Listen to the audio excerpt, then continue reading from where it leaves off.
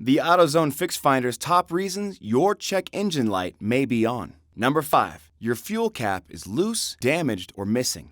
So you've been to AutoZone and our free Fix Finder service has revealed that your fuel cap is loose, damaged, or missing. What's the next step? What is a fuel cap?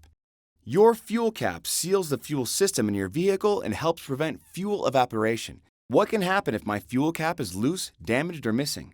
In addition to an excessive fuel smell, you'll lose fuel to evaporation, contribute pollution to the air, and be forced to make more trips to the fuel pump, which means spending more money. Where is the fuel cap located? The fuel cap is located on either side of the vehicle towards the rear. This can change depending on make and model. How difficult is it to replace a lost or damaged fuel cap?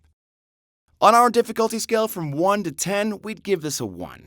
What if you don't replace your fuel cap? You'll continue to lose fuel due to evaporation, pollute the air, and be forced to spend more money at the gas tank. Now that you know what to do, take the next step and stop by AutoZone for the right parts, tools, and friendly advice. And if you need a repair shop, we can help you with that too.